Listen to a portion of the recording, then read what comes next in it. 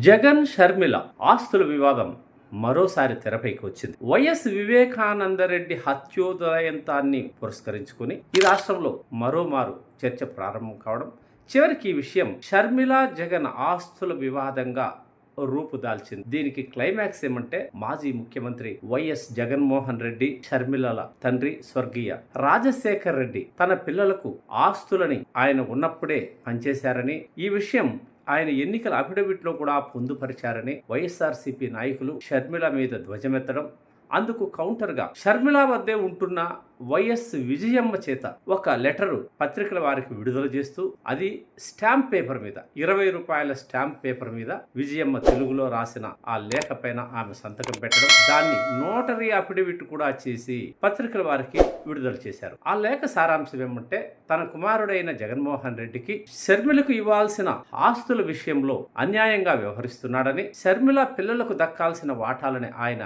ఇవ్వడం లేదని, ఏదో ఒకరోజు మనసు మార్చుకుని ఇస్తాడని ఆశిస్తున్నట్టు విజయమ్మ అందులో రాసింది. అంటే సరస్వతి పవర్లో ఉన్న షేర్ల విషయంలో కానీ, ఎంఓయూలో లేని బెంగళూరులోని యలహంకలో ఉన్న ఆస్తి కానీ షర్మిలకే దక్కుతుందని విజయమ్మ అందులో స్పష్టంగా తెలియజేసింది. దీని మీద పెద్ద రాద్ధాంతం నడుస్తోంది. ఈ ఆస్తుల విషయం కోర్టుల వరకు వెళ్లిపోయాయి. విజయమ్మ ఇలా లేఖలు వ్రాయడం వల్ల జనంలో పలు అనుమానాలు తలెత్తుతున్నాయి.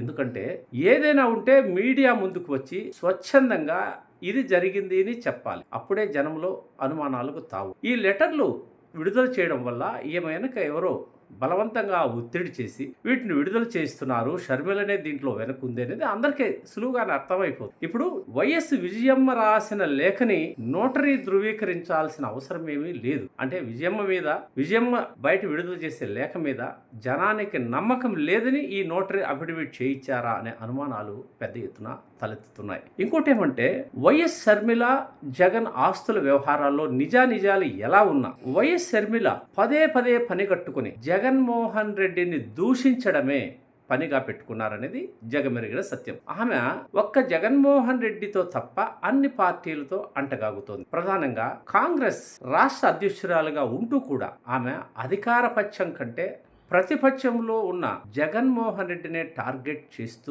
వ్యక్తిగతంగా వెళ్తున్న క్రమంలోనే దీని మీద ప్రజల్లో అపనమ్మకం ఏర్పడుతోంది. ఈ ఆస్తుల వివాదాన్ని కోర్టుల్లో పరిష్కరించుకోవాలి కానీ వీధుల్లో జనం ముందుకొస్తే వీళ్ళకి జరిగే ప్రయోజనాలు ఏమీ లేవని వీళ్ళు గుర్తుంచుకుంటే చాలా మంచిది.